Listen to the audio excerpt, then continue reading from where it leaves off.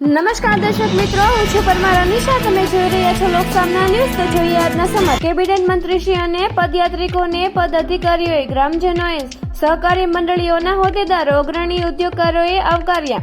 ગામે ગામ પદયાત્રિકોના વધામણા.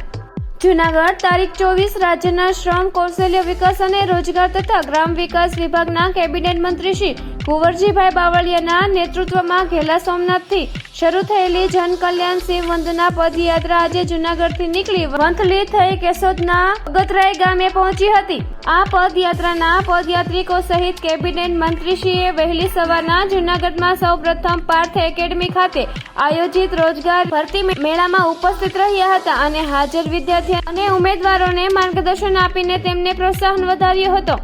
આજ રોજ પદયાત્રિકો સહિત મંત્રીશ્રીનું એક અગ્રણી કંપનીના પ્રતિનિધિ મંડળ દ્વારા ભાવભીનું સ્વાગત કરવામાં આવ્યું હતું. ત્યારબાદ આ જનકલ્યાણ શિવ વંદના પદયાત્રા વંથલી ખાતે પહોંચી હતી, જ્યાં જનસભાને પ્રેરક સંબોધન કર્યું હતું. ત્યારબાદ કેબિનેટ મંત્રીશ્રીને વંથલી ખાતે ડોક્ટર બાબા સાહેબ આંબેડકરજીની પ્રતિમાને પુષ્પાંજલિ અર્પણ કરી હતી. ત્યારબાદ આ પદયાત્રા અનુક્રમે ગણજા ખરડા ગામે ખાતે આવી પહોંચી હતી. અહીં સાવધ જૂનાગઢ સહકારી દૂધ ઉત્પાદન સંઘ મંડળી લિમિટેડના સદસ્યો અને હોદ્દેદારો દ્વારા મંત્રીશ્રીનું શાલ ઓઢાડીને કુમકુમ તિલક કરીને અને પુષ્પગુચ્છ અર્પણ કરીને ભાવભીનું સ્વાગત કરવામાં આવ્યું હતું. પદયાત્રા આગળ વધી માણેકવાડા હતી અને કેબિનેટ મંત્રીશ્રી ઉપરાંત પદયાત્રિકોએ શ્રી માલબાપા મંદિર ખાતે દર્શન કરીને ધન્યતા અનુભવી હતી.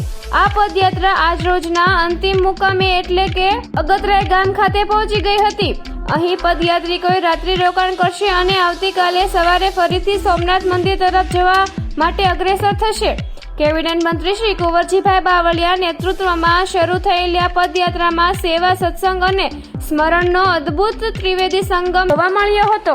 આ ઘેલા સોમનાથથી શરૂ થયેલી પદયાત્રાને ગામે ગામ ઉત્સાહ સાથે લોકોએ વધાવી હતી. તો ફરી મળીશું એક નવા સમાચાર સાથે. ત્યાં સુધી જોતા રહો લોકસામના ન્યૂઝ.